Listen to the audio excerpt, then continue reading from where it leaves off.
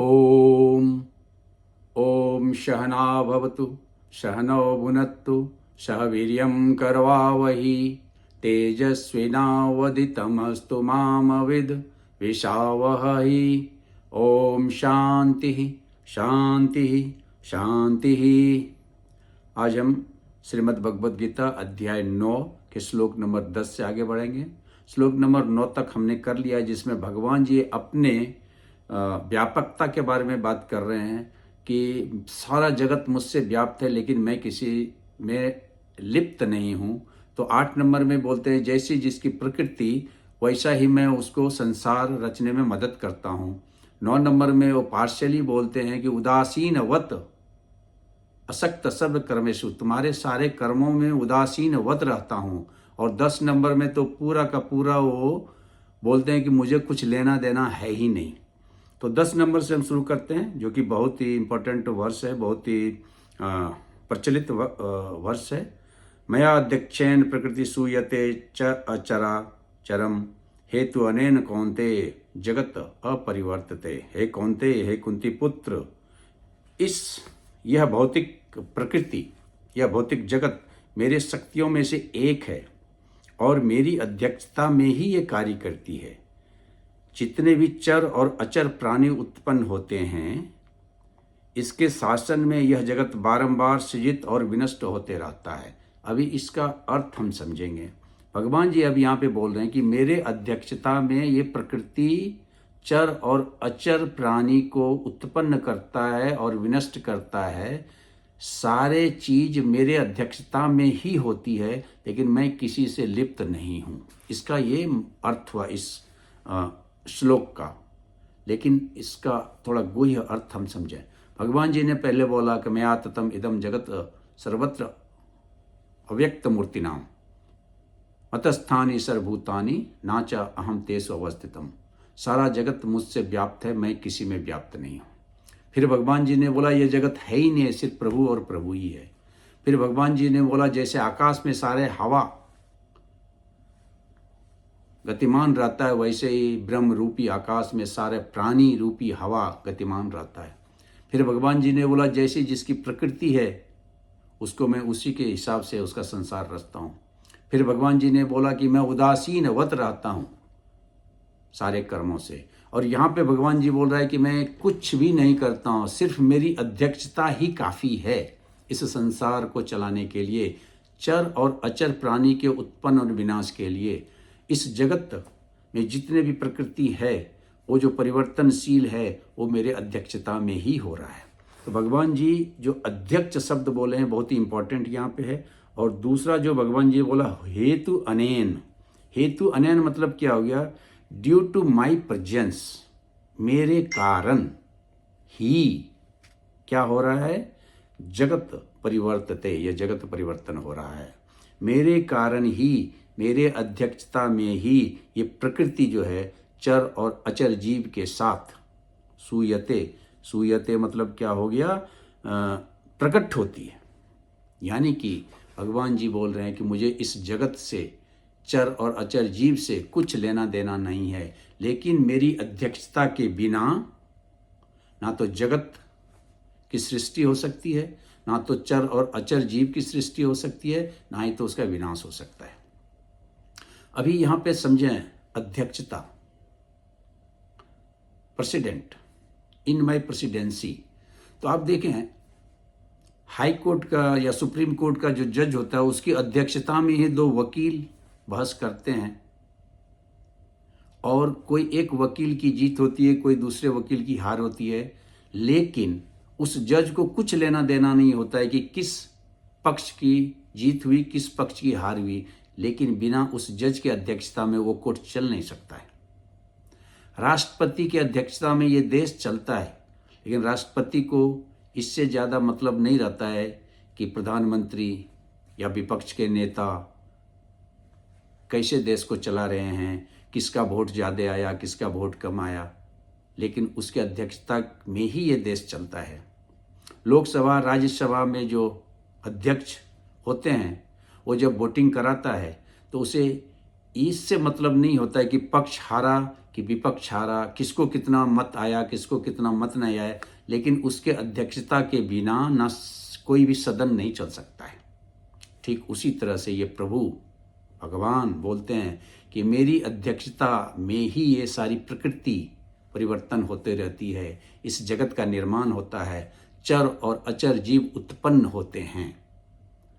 तो लेकिन भगवान जी बोलते हैं कि मेरे को किसी भी चर और अचर जीव के कार्यकलापों से कुछ लेना देना नहीं है। इसको समझने के लिए यह सोचें कि कागज का एक पेज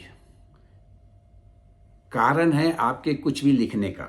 आप उसमें गजल लिख दो, आप उसमें गीता जी लिख दो, आप उसमें गाली लिख दो, आप उसमें गाना लिख दो।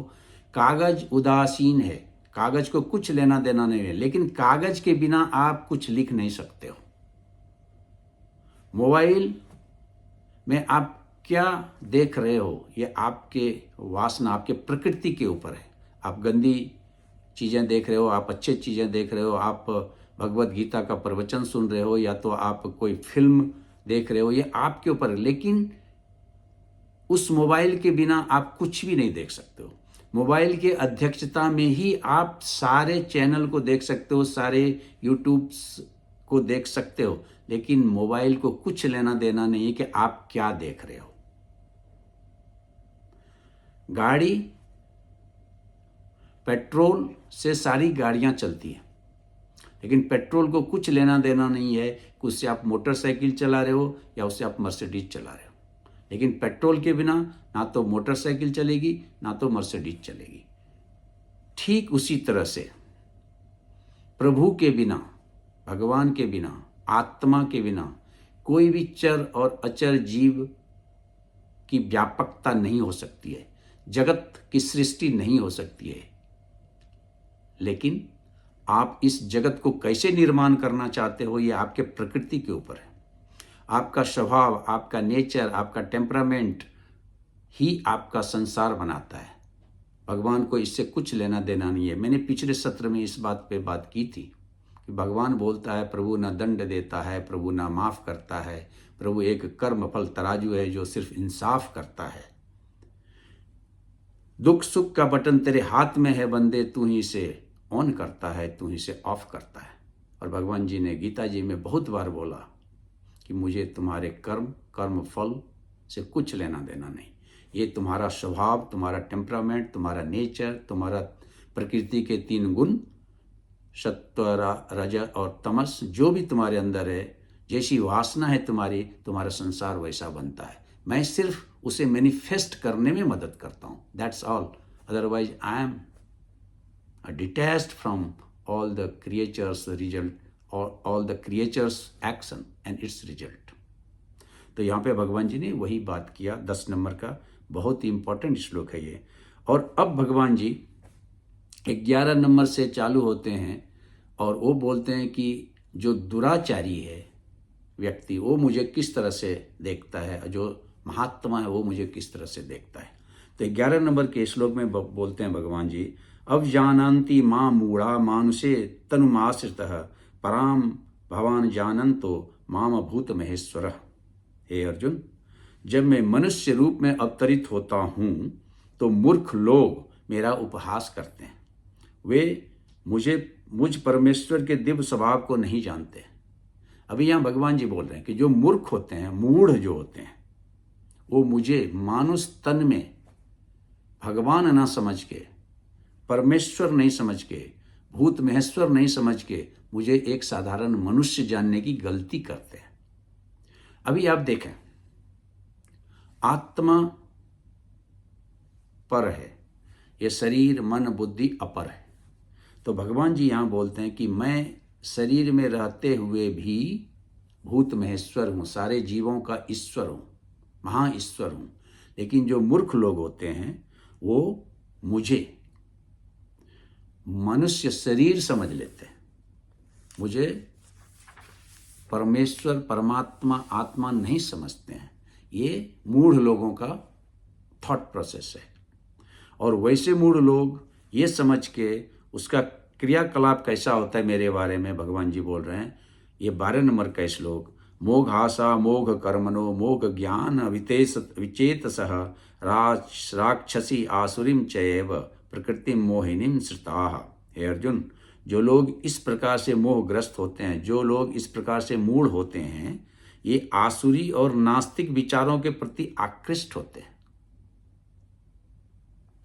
इस मोहग्रस्त अवस्था में उनकी मुक्ति आशा, उनके सकाम कर्म तथा ज्ञान का अनुशीलन सभी निष्फल हो जाते हैं। ये इस श्लोक का अर्थ है। अभी देखें, मोघ आशा, मोह के द्वारा आशा करना, मोघ कर्मणो, मोघ के द्वारा कर्म करना, मोघ ज्ञाना, मोघ के द्वारा ज्ञान प्राप्त करना, विचेतसः, चेतना रहित होकर के जो ये सारी चीजें करते हैं, वो आसुरी और राक्षसी प्रवृत्ति के होते हैं और वो मुझे भजते भी हैं राक्षसी और आसुरी प्रति के द्वारा। अभी यहाँ पे आसुरी और राक्षसी जो है ये रजस और तमस का प्रतीक है, और जब इसके आगे हम जाएंगे 13 नंबर का श्लोक में, तो वहाँ पे महात्मा शब्द यूज किया जो कि सत्व का प्रतीक है, सत्व का प्रतीक है, सत्व का। तो सत्व, रजस और तमस, ये 3 गुण के अधीन होकर के हम सारे क्रियाकलाप करते हैं।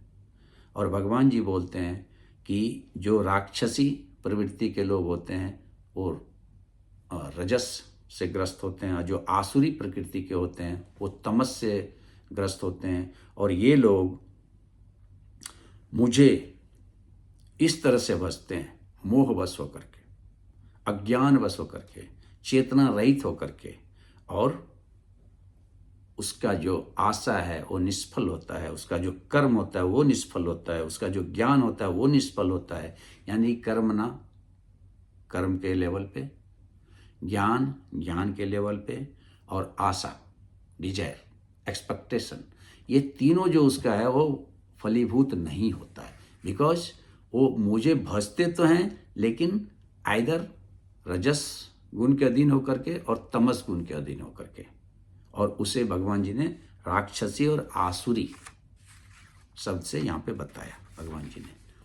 तो ये राक्षसी और आसुरी जो रजस और तमस गुण के अधीन होकर के व्यक्ति काम करता है, वो महेश्वर को, आत्मा को, परमात्मा को भी शरीर रूप में देखना शुरू कर देता है, संसार के रूप में देखना शुरू कर देता है, ऑब्जेक्ट के रूप में देखना शुरू कर देता है। इसलिए उसका कोई भी रिजल्ट, कोई भी एक्शन रिजल्ट ओरिएंटेड नहीं होता है।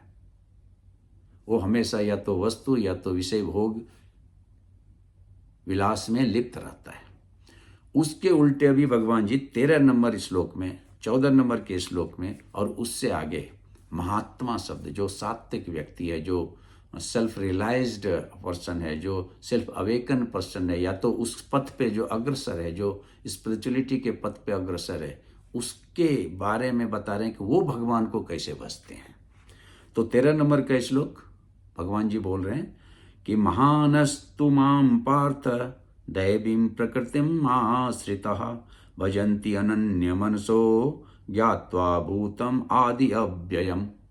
हे अर्जुन, हे पार्थ, मोह मुक्त होकर के, पहले में बोला मोहग्रस्त होकर के, अभी यहां बोल रहे हैं मोह मुक्त महात्मा, महान आत्मा दैवी प्रकृति के संरक्षण में ही रहते हैं। वो पूर्णतः भक्ति में निमग्न रहते हैं, क्योंकि वो मुझे आदि और अविनाशी भगवान के रूप में जानते हैं। That is the difference between the महात्मा और उधर में राक्षसी और आसुरी प्रकृति के लोग। महात्मा क्या बोलते हैं कि वो आत्मा को, वो परमात्मा को, प्रभु को अविनाशी भगवान के रूप में जानते हैं, इसलिए वो भगवान के प्रति पूर्ण भक्ति में लीन रहते हैं हमेशा, और हमेशा दैवी प्रकृति, डिवाइन नेचर, यानी सात्विक गुण, सात्विक गुण इज द डिवाइन नेचर, राजसिक गुण इज द राक्षसी नेचर एंड राक्षसी लोग, और जो तामसिक गुण है वो आसुरी प्रवृत्ति के लोग। यानी कि महात्मा, राक्षसी और आसुरी 3 तरह के लोगों के बारे में बात किया। पिछले में बात किया भगवान जी ने रजस और तमस का, और यहाँ पे भगवान जी ने बात करा सात्विक का, जिसे दैविक प्रकृति बोलते हैं, डिवाइन नेचर। तो divine nature of an individual is the सात्विक गुण। राक्षसी प्रवृत्ति के जो लोग हैं उसे राजसिक गुण कहते हैं, और आसुरी प्रवृत्ति के जो लोग हैं उसे तामसिक गुण कहते हैं। तो यहाँ पे भगवान जी बोल रहे हैं कि वहाँ पे लोग जो मूढ़ लोग हैं वो मुझे, अविनाशी को, मुझे महाईश्वर को, भूत ईश्वर को तनुधारी, शरीरधारी के रूप में जानते हैं। लेकिन जो महात्मा होते हैं, जो महान आत्मा होता है, वो मुझे शरीर के रूप में देखते हुए भी एक आत्म स्वरूप में देखते हैं। वो मुझे एक अविनाशी भगवान के रूप में देखते हैं। और उनका फिर कार्यकलाप कैसा होता है, तो 14 नंबर में वो बोलते हैं, सततम कीर्तयन्तो माम यतंसश्च दृढ़व्रता नमस्यन्तेश्च माम भक्त्याः नित्ययुक्ता उपासते। हे अर्जुन, जो महात्मा होते हैं, जो महान आत्मा होता है, वो मेरी महिमा का नित्य कीर्तन करते हुए, दृढ़ संकल्प के साथ प्रयत्न करते हुए, मुझे नमस्कार करते हुए भक्ति भाव से निरंतर मेरी पूजा करते हैं। तो अभी यहाँ पे भगवान जी ने इस श्लोक में, 14 नंबर के श्लोक में, कर्म योग और भक्ति योग पे बात किया कि जो महात्मा है वो मेरा कीर्तन करते हुए, कीर्तन का क्या अर्थ होता है, कीर्ति का अर्तन करते हुए, यानी कि कीर्ति का गान करता है, वही कीर्तन है।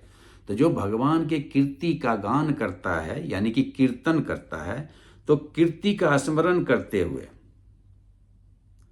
कर्म दृढ़ संकल्प के द्वारा किया हुआ जो कर्म है वही कर्म योग है। आई रिपीट, कीर्ति का स्मरण करते हुए दृढ़ संकल्प के द्वारा किया हुआ कर्म ही कर्म योग कहलाता है। तो यहाँ पे भगवान जी ने वही बोला कि कर्म योग, जो कर्म योगी है वो दृढ़ संकल्प के साथ कीर्ति, हमारे कीर्ति, भगवान के कीर्ति का स्मरण करते हुए दृढ़ संकल्प के साथ कर्म करता है, यानी कि कर्म योग को इम्प्लीमेंट करता है, अप्लाई करता है, आत्मसात करता है। और नमस्यन्तिश्च भक्त्या, और भक्ति पूर्वक मेरे को नमस्कार करता है, बो डाउन करता है, यानी कि एटीट्यूड ऑफ ग्रेटिट्यूड उसमें रहता है, जिसे कि हम भक्ति कहते हैं। नित्य युक्त उपासते, वो मेरी पूजा करता है। मेरा पूजा मतलब होता है यहाँ पे परस्यू करना, एफर्ट्स डालना। कोई भी एक्शन, कोई भी गोल को जब प्राप्त करने के लिए हम दृढ़वत होकर के और नित्य होकर के, दो चीज बहुत इंपॉर्टेंट है। वन, दृढ़वत मतलब हो गया कि with zeal and zest, first गुण, और दूसरा नित्य मतलब हो गया consistency and persistence. It is not part and parcel. So ये दो चीज अगर हमारे में आ जाता है तो सफलता हमारी कदम चूमती है, सफलता निश्चित हमें मिलती है, क्योंकि consistency and determination, these two things are coming. Determination is coming into the action and consistency is coming into the bhakti. तो ये दो चीज जब आपके जीवन में आ जाती है तो सफलता आपकी कदम चूमती है। तो भगवान जी बोलते हैं जो महात्मा है, जो महान आत्मा है, जो सेल्फ रियलाइज्ड है, he is very determined in his action towards the higher goal. भगवान मतलब हायर गोल। आपके जीवन में जो भी हायर गोल आप रखते हो, that is you are achieving towards the God. और consistency in that efforts is nothing but the bhakti. With these two actions, if you are very humble, it is the bhakti. You will get the God, you will reach the God, you will get the status of God. भगवान एक स्थिति है, व्यक्ति नहीं है। मैंने 4 number और 5 number के अध्याय में ये बात की है कि भगवान, 4 नंबर के अध्याय में बात की है, भगवान स्थिति है, व्यक्ति नहीं। God is a position, higher गोल।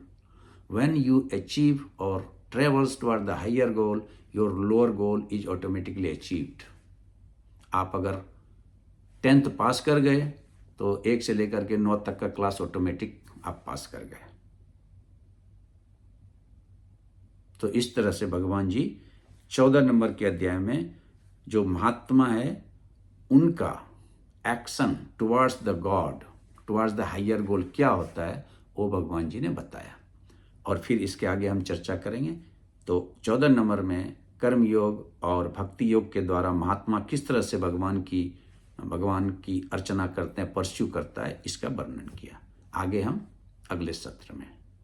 ओम ओम पूर्णमद पूर्णमिदं पूर्णात् पूर्णमुदच्यते पूर्णस्य पूर्णमादाय पूर्णमेवावशिष्यते। ओम शांति शांति शांति। नमस्कार।